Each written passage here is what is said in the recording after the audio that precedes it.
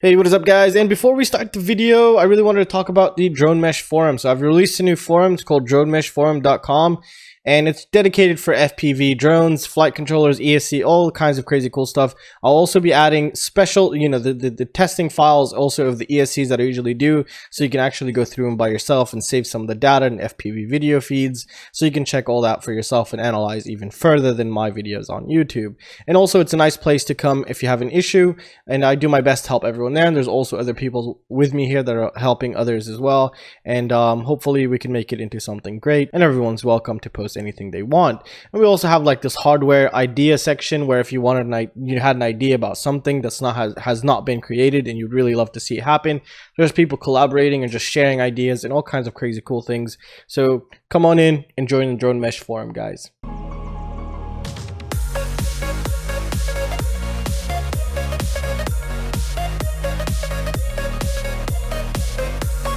Hey, what is up guys? In today's video, we're going to be taking a look at the Lantian thrust stand. We're going to do a comprehensive review of this guy, seeing all of its features and seeing if it's actually worth it or not. So let's get started. Now, first things first, let's talk about what it comes with. Well, it comes with this little PCB here. I'll explain what this does in a little bit. Connected to an Xt60, which would plug in right there. And they also provide you with an extra one, and you get the whole thing right here without the ESC in the motor, obviously. And everything is assembled. You don't have to assemble anything, which is really nice to see. So it is a finished product, and overall it looks and it feels very sturdy. It's metal everywhere, there's no plastic, and they're using load cells for the measurements here, which is pretty cool. So let's talk about some of its specs before going into the software side. So it can take up to a 23XX motor, up to, not just a 20. So you could put a 2205, 2207. It's the first numbers that it cannot bypass the number 23. And I think you can go down to 1806. As you can tell in here, it does have the mounting holes. It could probably go pretty small as well, so that's really nice to see here. So 2306 is the largest it takes, and currently this is a 2306 2400 kV Emax motor I have on there, so that's a huge plus. I wanted to test this maximum rating. Now, as you can tell, you have these two little metal poles right here, and these are called load cells, and these are what takes the measurement of the thrust. So it just measures the amount of force that's being applied to bend these guys right here, and then it just creates it into electrical signal, which goes down here, and it calculates everything, and it tells us how much thrust is being generated. So I was a little bit worried about the calibration. However, I do have a calibration weight here to test how well it's calibrated, and we'll get into that in a little bit. The maximum thrust rating it can actually take is up to 5 kilograms, which is plenty enough. Most motors don't even go past 4 kilograms of this size, so that's more than enough, and you'll be totally satisfied with this. So like I mentioned, this thing comes pre-packaged with everything here. It also comes with an SD card and a USB to SD card reader, which is really nice, and I have no idea where I placed it, but it's a really nice one that I wouldn't use. But yeah, it's really nice that they give you everything you need, especially if you don't have this stuff. So how would we go ahead and boot this guy up? Well, first thing, they give you this PCB, and when this comes, nothing is connected on this side, so it just comes like this here. It's already connected to this Xt60 connector. Now, as you can tell here, there's these ground pads or these copper pads right here, and that's where you would solder the power of your ESC. So your ESC ground would go here, and the positive would go on this rail, and then the signal and ground would go in here. So there we go. We would set that up like this. So now we have our ESC installed once we solder those there. All right, so on this side, we have the other ground, the positive, and also the signal wire. And I was pretty curious saying, how did they do this? And as you can tell, the signal is going right between the power of the ESC, which is really cool. And if you can take a look here, it says positive, negative, and then the signal's in the middle. I really like this type of connector. I don't even know what it's called, but they should incorporate it with some other cool things. So like this, we have our ESC and our motor set up on the thrust stand, which is really nice and very easy and super clean. However, I wish they added some kind of a case, because I was afraid of this hitting the metal and causing a short, because anything that touches these two, you can say bye-bye to probably your ESC and your probably battery. I don't know if they have some kind of protection circuit in here. So let's put this guy. So now the ESC is in, I'm gonna go ahead and grab my battery. So there's a couple things you need to know. First of all, when you first boot this guy, make sure it's all the way to the left, which is not this way. You wanna go all the way there. So that means it's basically off. And also make sure you have an SD card in there, because if you don't have an SD card in there, this thing will just keep beeping and beeping and beeping. So that's why they probably included it. All right, so let's put in the battery and let's take this out. So the battery obviously takes 6 to 40 volts, which is really nice. You can test your 6S lipos and all these kinds of crazy cool things on this guy. So that's really nice to have. So we just plug that in, the ESC initialized, and we have our software. So the screen here is a touch screen, which is also, I didn't expect that to be honest, but it's really nice to have. So obviously they give us a warning, we say okay, and we're greeted with this screen. All right, so before starting, one thing you have to do is take a look at here at the U, which is the 14.2 volts. I had to calibrate that, and it's very easy. All you do, get a multimeter, you measure the current battery that you're about to plug it in, and then check this. So mine was 14 point, let's just say it's 14. Currently my battery is 14 for some reason, and I'm getting a reading of 14.2. What I had to do is I had to go to set voltage and then just drop it to calibrate this guy. It's a little bit difficult to see from here. So I'm going to keep it on 14.2 because I know it's 14.2 and I calibrate. So that's the first thing you want to do. And press OK. Current will not go below 0.6, and I know this is not pulling 1 amp. So whatever the current is going to be, always you're going to have to subtract 1 amp from it. So just keep that into consideration. Sometimes it does some weird things here and there, but overall just keep that at 1 amp. That's how I've been using it. Now the weight is right here in grams, so it's currently negative. That means it's pulling, let me see which way. This, so basically if your air is coming back this way, it's going to give you a negative reading, and if your motor is pushing air that way, so it's pushing everything this way, then you get a positive reading. So yeah, take that in consideration, and it'll get the correct reading every time. Now, talking about the thrust reading here. Now, how well is this calibrated? Well, it's pretty decent. Now, I do have a 200 gram calibration test, which is one of the first things I did when I received it. I wanted to make sure it's giving correct, outputs for the thrust that it's actually measuring. And what I found it to be, it's off by 5 to 7 grams always. So we could say 5 to 8 grams maximum, it's usually off. Minimum of 5 grams and a maximum of 8 grams, which is not really bad at all. So if you got a thrust of 320 grams, just remove those 10 grams. And you can say, I got 310 grams of thrust on that run. So it does also calculate efficiency. And we also have this reading that says time, and we also have watts here, which is the power. So let me just go back here. All right, which is pretty nice. So it does count efficiency and does everything, and it does export this into an Excel file. I'll show you a picture here of how it does that and how it looks. All right, so now let's get started. So what we want to do is we want to do a manual test. Just make sure it's running. We want to use this guy. And how do we do that? Well, first thing, what you have to do when you place any ESC on any other device other than a quadcopter, because everything else is usually running PWM, and anything that's giving PWM to the ESC needs to be calibrated. So how would you go about calibrating it? So the first thing you want to do here is you want to disconnect your signal from the ESC, and then you want to come back in here and you want to press start. You want to press start. It's telling you make sure it's all the way on the lowest, so I'm sure of that. And then you press OK. All right, now it's all set and done. So we got a percentage now. We want to twist that to 100%, and then we want to plug in our signal. Make sure there's no propellers. That's very important. So then we plug in our ESC signal here, and we should start hearing the ESC calibration sequence. And then you want to just drop it to 0.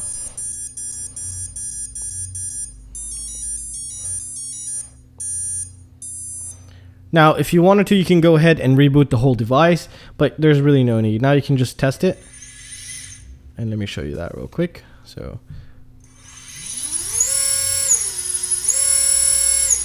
can you hear the smoothness of these Sunny Sky R45s? It's just so beautiful.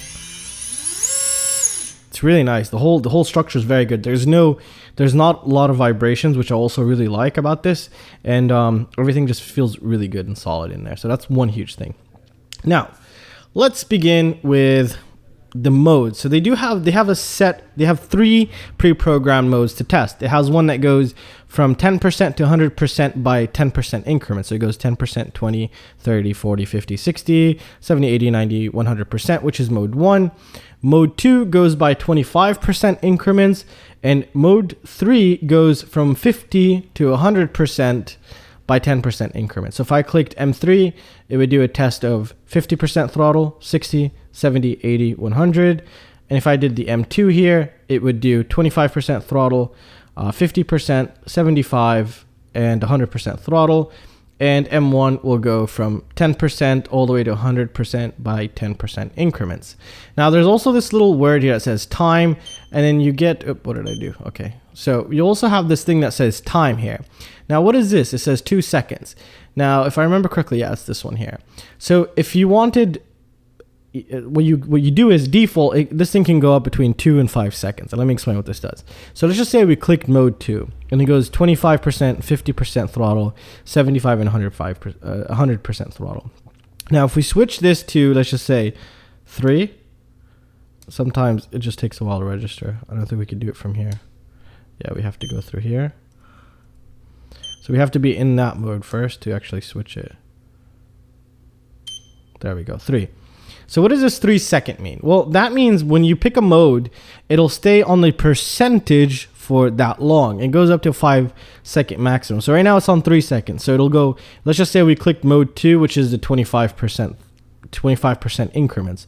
So we have 3 seconds. So it'll stay at 25% throttle for 3 seconds. And then it'll go to 50% throttle for 3 seconds, and then it'll go 75% throttle for 3 seconds and 100% throttle for 3 seconds. And that can be switched between 2 and 5 seconds, which is really nice. So you can do whatever you wanted to do here. And also, what you do is, first thing, when you set up everything, you have to do something called tearing the load cells. Now, currently, as you can tell, I'm getting a reading of negative 7 grams here. And right before you start the test, what you want to do is, after you have your propeller on and everything is correct, you want to hold the T here. And that will tear the load cells. That means that will calibrate everything to 0. So let's see that. See, now everything is 0. So once the thrust starts, that's the only measurement it'll take. It will not take in the motor weight measurement and also the propeller weight measurement. So once you put that in, it'll take all that weight in also. So once you have everything installed, you want to go ahead and hold the T until it zeroes out the weight here. Now my table isn't centered, so that's why everything will keep playing back and forth a little. Like I said, this is off between 8, we could say a maximum of 8 grams, the thrust here, which is not bad at all. 8 grams is really nothing. So that's really nice in that perspective. And it automatically, now if you use this also manually, it will not register the information or the data into the SD card. So let's just take an example. We're going to run the 25% throttle increment test. So first I want to do is I want to go ahead and press start. Make sure this is okay. It's all the way down. And I want to change my seconds to 2 seconds so it doesn't take too long. There we go, 2 seconds. And now I just want to click start. Make sure obviously there's nothing in the way of the, oh, nope. After start, I had to choose the mode. I forgot. So if you press start again, it'll actually stop. So let's just do mode 2 now.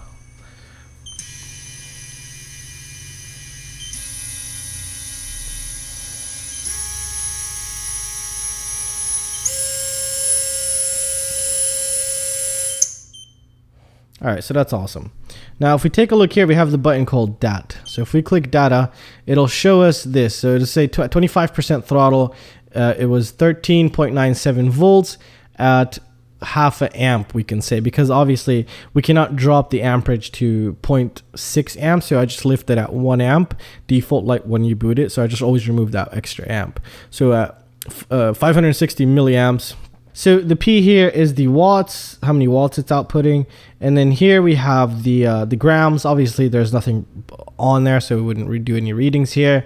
And E is the efficiency. So it even calculates efficiency for you on the motor and prop. So if you're into that, if you're that type of guy, this will probably be very good for you also, which is kind of really nice.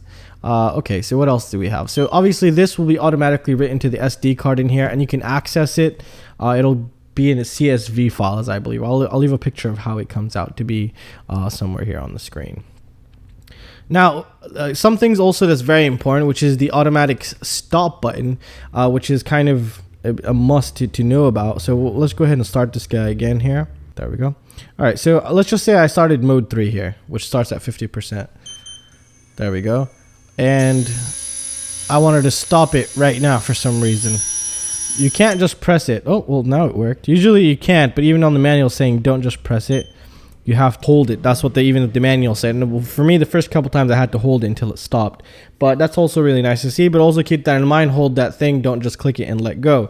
And also watch where this is hanging, because if those touch right there, you're basically possibly screwed if there's no protection circuit built within this guy. And I think if you guys are interested, maybe we can do a teardown and see what's in here, because it looks like a really nice device. And if I can try to get a contact of this company, maybe they can allow us to run specific scripts and tests, and I can make for you guys maybe like a small noise testing script that I run for this thing. And yeah, it'll be pretty interesting. I think it's really cool here, and this could be totally, you know, modded to do a lot of things. I don't know what's inside, but you can add a lot of options to this guy, which is really cool. I'll probably add, if you guys want, I could create a little PCB that'll override this, that'll even have a temperature sensor and RPM sensor built into it, and figure out a way to pipe that data through something else. We could read the PWM, so we can actually match it with the current reading that it's having on the PWM within the data itself here. And this thing is really actually modular. We can do a lot of things with it. So, but obviously if it has some interest and if people are going to pick it up, let me know down in the comment section. We can do a lot of things for this guy. Overall, it seems like a really good device, especially for your hobbyist. It seems to work and it does the job, and that's what it was made to do. And it's really well designed and pre-packaged, very good. And overall, the testing was so far so good. I really did enjoy it. It's just so easy to set up than my current one. But mine's a lot more advanced. But this one is just really nice for just a quick test, see if my motor's running. You know, just I don't know, it's really nice actually. And that's all I really have to say, guys. I really hope you guys enjoyed the video. If anyone was interested about this product, now hopefully this was a useful video for you. And if you guys have any questions or any suggestions, just feel free to let me know. And please consider joining my Patreon. It'll really support the channel. And if you have any questions, hit up dronemeshforum.com, ask your question there. I'm there. I'll help everybody I can, and there's other people that help as well. And well, that's it, guys. I really hope you guys enjoyed it, and I'll see you in the next one. Peace out.